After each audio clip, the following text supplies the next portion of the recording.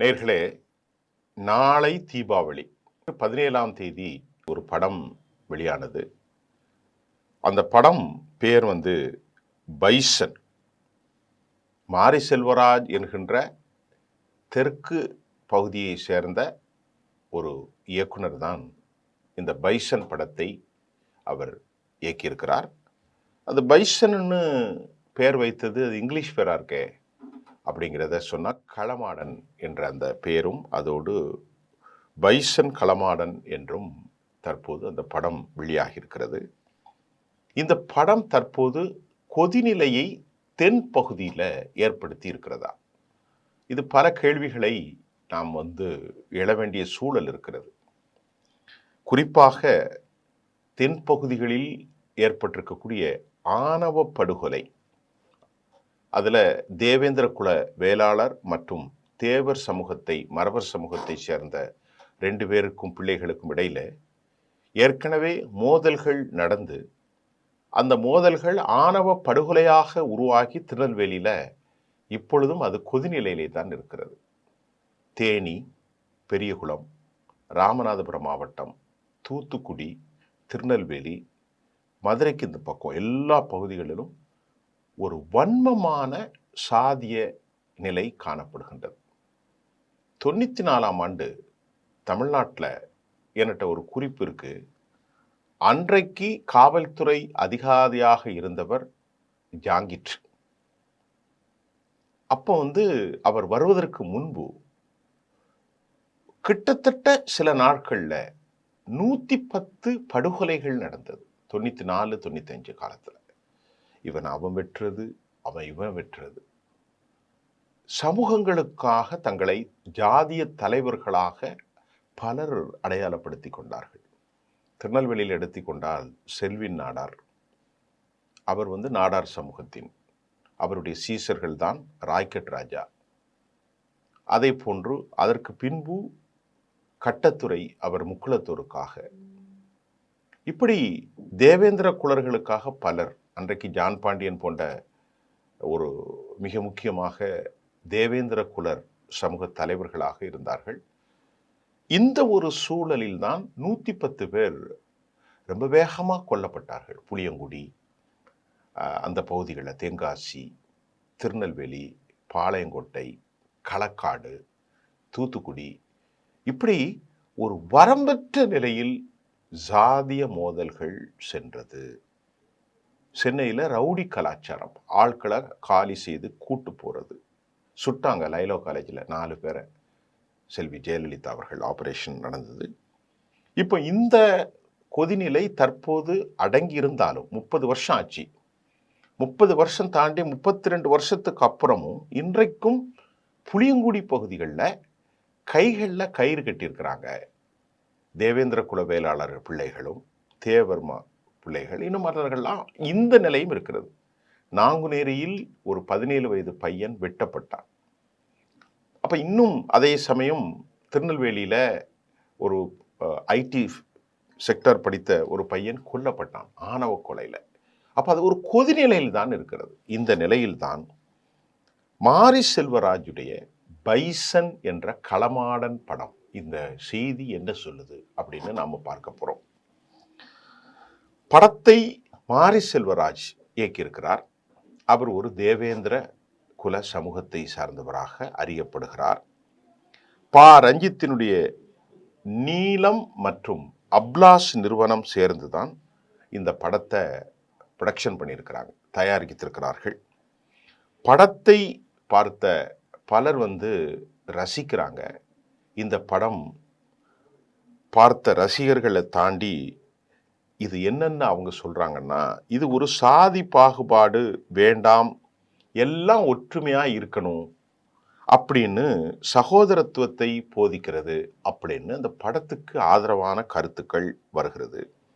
இப்படி இருக்கிற போது இந்த படத்தை இன்றைக்கு தென் பகுதியிலிருந்து சில எதிர்ப்புகள் வந்து கொண்டிருக்கிறதையும் நாம் பார்க்க வேண்டும். இந்த பைசன் களமாடன் படத்தினுடைய தேசிய விருதுகள் அது கிடைக்கும் என்றும் கூட பலர் சொல்கிறார்கள். இந்த பைசன் களமாடன் படத்தில் தேசிய விருதுகள் கிடைக்கும் என்றும் பலர் சொல்கிறார்கள். இந்த படத்துல இயக்குனர் மாரி செல்வராஜ் பேசியுள்ள அரசியல் என்பது அது ஒரு சமூகத்திற்கு தேவையான ஒரு அரசியல் தான். படம் முழுக்க வெட்டு குத்து இப்படிதான் இருக்கான். இந்த படத்துல என்ன இருக்கு? களமாடல்ல படத்து முழுக்க ரொம்ப வெட்டு குத்துன்னு இருந்தாலும் ஒரு கபடி காட்சிகள், தென் மாவட்ட மக்களினுடைய வாழ்வியல் நடைமுறைகள், காதல் காட்சிகள் என அனைத்தும் ரொம்ப ரசனையின் உச்சமாக இருப்பதாகவும் சொல்லப்படுகிறது. இதை பார்த்துட்டு வந்தவங்களுடைய கருத்தை நாம இப்போ உங்களுக்கு சொல்றோம். உண்மையிலேயே இந்த படம் என்ன கதையை சொல்லுது, அதற்கு ஒரு உள்ளா ஒரு விஷயம் இருக்கு இல்லையா, அதை நாம பார்ப்போம். இந்த படத்தை விமர்சித்த நாம் தமிழர் கட்சியினுடைய சாட்டை துரைமுருகன், உண்மையான வரலாற்றை அருகிலிருந்து ரத்தம் சதயமாக இந்த படத்தை உருவாக்கியுள்ளார் மாரி செல்வராஜ். அவர் அப்படி சொல்றார். அதுவும் உண்மையாக நடந்த சம்பவங்களை ஒரு கபடி வீரன், அவன் தான் ஒரு கதாநாயகனாக கொண்டு வரப்படுகிறார் இந்த படத்தில். அப்படித்தான் சொல்ல முடியும். நேரடியாக சாதி தலைவர்கள் எல்லாம் பேர் சொல்ல முடியாது. அந்த படத்துல ஒரு கபடி வீரன், அந்த கபடி வீரன் பார்வையில் கதையை மாரி செல்வராஜ் சொல்றார். அது இப்ப என்ன பேசப்படுதுன்னா, மறைமுகமாக மாரி செல்வராஜுடைய களமாடன் பேசப்பட்டாலும் இந்த படத்தில் வெளிப்படையாக சொல்ல போனால் பசுபதி பாண்டியன் என்கின்ற தேவேந்திர குல வேளாளர்களுக்கான ஒரு தலைவராக அறிமுகப்படுத்தப்பட்டார். வெங்கடேச பண்ணையார் மூலக்கரை என்கின்ற ஒரு ஊரிலே அவர் நாடார் சமூகத்திற்கு ஒரு பெரும் கதாநாயகனாக பார்க்கப்பட்டார். இந்த கொலையில் இன்றும் பழிவாங்குதல் தொடர்கிறது. இது மிக மிக மிக மிக மன வருத்தத்தை எல்லோருக்கும் ஏற்படுத்தும். அசுபதி என்கின்ற வெங்கடேச பண்ணையார் அவருடைய உறவினர். அதே சமயம் அங்கு அவருடைய பண்ணைகளில் வேலை சார்ந்த பலர் பல விஷயங்களுக்கு பண்ணையார் குடும்பம் அவர்களை பல நெருக்கடிக்கு உள்ளாக்கியதாகவும், கூலிகளை கேட்பதில் ஏற்பட்ட அந்த சில தகராறில் கட்ட பஞ்சாயத்து என்ற அளவிற்கு ஆரம்ப கட்டத்தில் ஒரு கிராமத்தில் இருந்து ஒரு கதாநாயகனாக உருவானவர் தான் இந்த பசுபதி பாண்டியன். இந்த பசுபதி பாண்டியனுக்கு ஒரு அசிஸ்டண்டாக இருந்தால் பசுபதி பாண்டியன் எப்படி ஒரு தலைவராக உருவார்ந்தால், பசுபதி பாண்டியனோடு வேறு ஒரு சமூகத்தை சேர்ந்தவர் ஒரு நண்பராக இருக்கிறார். அவர் பேர் காக்கை மண்டையன். இந்த காக்கை மண்டையனும் பசுபதி பாண்டியனும் வேறு வேறு சாதிகள். அவர்களுக்குள்ள கான்ட்ராக்டுக்கு ஆள் அனுப்புறதுல சின்ன தகராறு வந்து, ரொம்ப நண்பர்களும் கூட தகராறு வந்து அதுல தான் அவர் ரவுடியாக உருமாறிவிட்டார். அதில் அந்த காக்கை செல்வராஜ், அவர் பேர் செல்வராஜ் நினைக்கிறேன், காக்கை மண்டையன் என்று அவருக்கு புனைப்பெயர், அவர் கொல்லப்பட்டார்.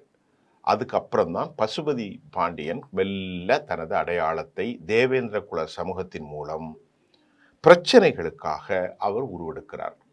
உருவெடுத்துதான் அசுபதி என்று சொல்லக்கூடிய மூலக்கர பண்ணையார், அவர்களுக்குள் காலாகாலமாக வேலை செய்தவர்களுக்குள் ஏற்பட்ட சில முரண்களை இவர் கேட்க அது கொலையாக முடிகிறது. முதற் கொலை பண்ணையார் வீட்டில் நடக்கிறது.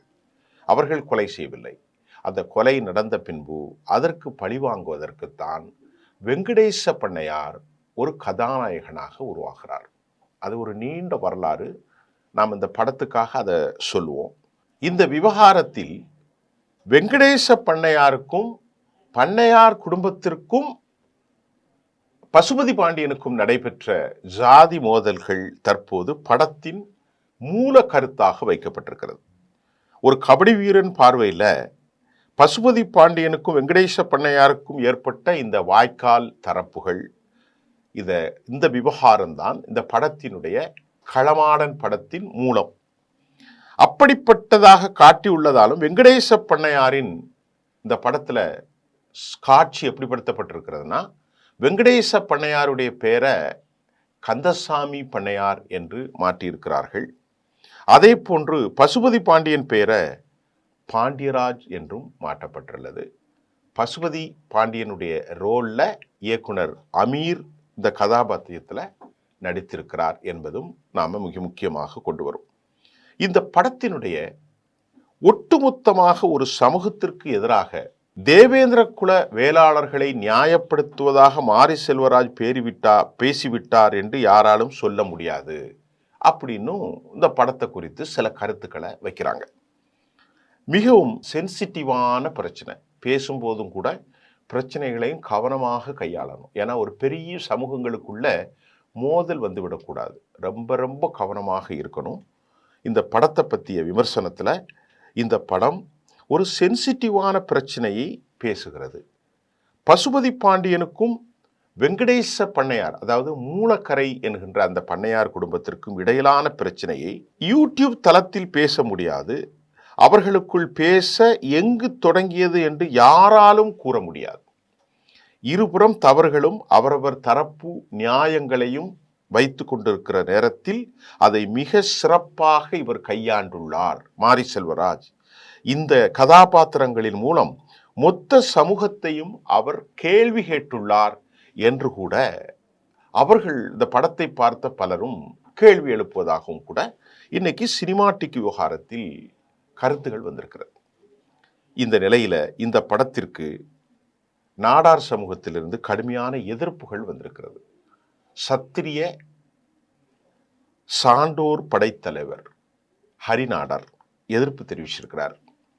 சமூக ஒற்றுமையை பேசிய பைசன் படத்தை மாரி ஹரிநாடார் அவர் எதிர்க்கிறதுக்கு அவர் என்ன சொல்றார் என்றால், ஹரிநாடாரை பலர் அவர் எதிர்ப்பை சமூக வலைத்தளங்களில் கடுமையாக அவரை கலாய்த்து வருவதும் நாம் பார்க்க முடிகிறது. இந்த படத்திற்கு ஒரு பதிவுகள் இணையதளத்தில் எப்படி வருது, ஆதரவும் இருக்கிறது, எதிர்ப்பும் வேகமாக பரவி வருகிறது. சமூக ஒற்றுமை சகோதரத்தை பேசுகிற படத்தை ஹரிநாடார் எடுத்து காட்டுவாரா அப்படின்னு கேட்குறாங்க. இப்போ இந்த படத்தில் கரு உங்களுக்கு புரிஞ்சிச்சா? ஒரு கபடி வீரன், அந்த கபடி வீரனை மையப்படுத்துகிற கதை. பசுபதி பாண்டியன் அவருடைய வேடத்தில் இயக்குனர் அமீர் கதாநாயக அந்த வேடத்தில் நடிக்கிறாரு. கந்தசாமி பாண்டியன் என்று வெங்கடேஷ பண்ணையார். இந்த பிரச்சனை இப்போ ஓரளவுக்கு அமைதியான ஒரு சூழ்நிலையை போயிட்டு இருக்குங்க. இதில் பசுபதி பாண்டியன் கொல்லப்பட்டு விட்டார், வெங்கடேச பாண்டியன் அவர் பண்ணையார் அவர்களும் கொல்லப்பட்டு விட்டார். இப்பொழுது அவருடைய சுபாஷ் பண்ணையார் போன்றவர்கள் இருந்தாலும் இப்பொழுது ஒரு அமைதியாக இருக்கிறது தென் மாவட்டங்கள். ஆனாலும் நீர்பூத்த நெருப்பாக சில குழுக்களுக்கிடையே அந்த மோதல் பழிவாங்கும் தன்மை தொடரத்தான் செய்கின்றது. தூத்துக்குடி போன்ற நகரங்கள் எப்போதும் பதட்டம். ஆனால் இந்த சமூகத்தில் திரைப்படம் சில செய்திகளை சொன்னாலும் அந்த செய்திகளின் மூலமாக வெளிப்படுத்தக்கூடிய கருத்துக்கள் நியாயவாதங்களை பேசினாலும், நியாயவாதங்கள் பேசப்பட்டதாக அதை இயக்குனர்கள் சொன்னாலும் அதனுடைய கருப்பொருள் ஒரு பெரிய அமைதியின்மை ஏற்படுத்திடக்கூடாது. ஏனென்றால் ஒட்டுமொத்த சமூகத்தின் பொது எதிரியாக தேவேந்திர குல வேளாளர்கள், அதை போன்று தலித் பறையர் சமூகத்தினவர்கள், இன்னைக்கு ஒரு மனநிலை எல்லாத்தையும் இருக்கு. மதங்களுக்கு மேல் இல்லாத மதநிலை. இந்து என்று சொன்னாலும் அந்த சமூகத்தில் தலித் விரோத மனப்பான்மை இருக்கிறது. அது அந்த சாதி ரீதியாக தென் மாவட்டத்தில் முக்குளத்தோர் மறவர்களுக்கும் தலித்துகளுக்கும், அது தேவேந்திர குல வேளாளர். அதே போன்று நாடார்களுக்கும் நாம் இந்த சொன்ன மாதிரி இந்த நிலை.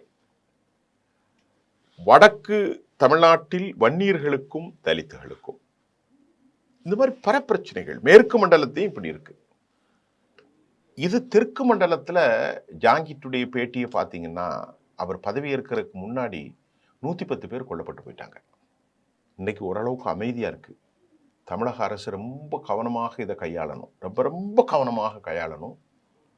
பொறுப்பு இல்லாமல் இந்த தலைவர்கள்னு உருவாகிறாங்க பாருங்க, இவர்களுக்கு மக்கள் மத்தியில் பெரிய ஆதரவு ஒன்றும் கிடையாது. ஆனாலும் இவர்கள் தங்களை தலைவர்களாக காட்டிக்கொள்கிறார்கள்.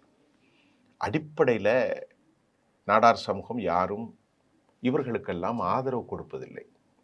சில இளைஞர்கள் கொடுக்கிறார்கள். அது ஒரு வியாபார சமூகம். தாங்கள் உண்டு, தாங்கள் வேலை உண்டு. அதே போன்று தேவேந்திர குல வேளாளர்கள் 50% இன்றைக்கு நிறைய படிச்சிடுறாங்க. பலர் கிறிஸ்தவ சமூகத்தையும் ஏற்றிருக்கிறார்கள். கவனமாக கையாளணும். எப்போதும் பதட்ட நிலைக்கு சென்று விடக்கூடாது. முக்குளத்தோர்களும் கூட இன்றைக்கு கடந்த காலங்களை விட மிகச் சிறப்பான ஒரு பரிணாமத்தை அடைந்து வருகிறார்கள். தயவுசெய்து சினிமாவை சினிமாவாக பாருங்கள். மனசில் வெறுப்பு வந்துடக்கூடாது. நம்ம ஒரு அனைவரும் மனிதர்கள். சாதிலாம் கடவுள் உருவாக்குனதல்ல, மதமும் கடவுள் உருவாக்குனதல்ல. நல்லா கவனிச்சுக்கிடுங்க ப்ளீஸ். இப்போ நீ இந்த சாதின்னு கடவுள் யாரையும் படைச்சதும் இல்லை, நீ இந்த மதம்னு கடவுள் யாரையும் பதிச்சில்லை. அந்த இயற்கை படைப்பில் மனிதர்களாகவே அனைவரும் உருவாகிறாங்க. தொழில் அடிப்படையில் நீ இன்ன சாதி, நீ இன்ன சாதி, இதை ஆரம்பகால வர்க்கபேதம், வர்ணாசிரம தத்துவம் நம்மை உருவாக்கி இருக்கிறது. ஆனால் உலகம் முழுவதும் இனக்குழுக்களுக்கு இடையே இந்த போட்டி இருக்கத்தான் செய்கின்றது. ரொம்ப கவனமாக கையாளணும். தயவு செய்து ஆணவ படுகொலைகள்லாம் நடந்திருக்கிறது. இந்த நேரத்தில் இந்த படம் என்ன தாக்கத்தை ஏற்படுத்துகிறது என்றாலும் அதை படமாக நீங்கள் பாருங்கள். தயவு செய்து வெறுப்பு வேண்டாம். நல்ல முறையில் நாம் நிறைய நமக்கான பொறுப்பு இருக்கிறது. இந்த நாட்டை உருவாக்குறது, சமூகங்களில் நல்லிணக்கத்தை ஏற்படுத்துறது, அண்ணன் தம்பியாக பழகுறது. அதற்கு மேலே ஒரு பிரச்சனை வந்துட்டாலும் சகோதரத்துவத்தோடு பழிவாங்காமல் நாம் உட்காந்து பேசி அதை முடிக்கணும். அதனால் ஒன்றும் இல்லை. ஒரு பிள்ளை ஒரு சமூகத்திலேருந்து இன்னொரு பிள்ளைய காதல் செய்து போயிட்டாங்கன்னு வைங்களேன், அதனால் ஒட்டுமொத்த சமூகம் அழிந்துடாது. விட்டு விடணும். அதுக்காக வெட்டுவது, குத்துவது, கொலை செய்வது, பாவமான காரியங்களில் ஈடுபடக்கூடாது. ஆகவே சிறைத்துறையில் கேட்டால் படைப்பாளனுக்கு எல்லா உரிமையும் இருக்கிறது என்று அவர்களின் வாதம். சாதி தலைவர்களை கேட்டால் எங்களை ஊனப்படுத்துகிறது, காயப்படுத்துகிறது என்பது அவர்களின் வாதம். உண்மையிலேயே கவனத்தோடு அரசாங்கம் இதை கொண்டு செல்ல வேண்டும். தென் மாநிலங்களில் ரொம்ப ரொம்ப கவனமாக இருக்க வேண்டும் என்பதுதான் நான் ஒரு நடுநிலையோடு, எனது பார்வையோடு, மனிதாபிமானத்தோடு இந்த கருத்தை வைக்கிறேன். நன்றி.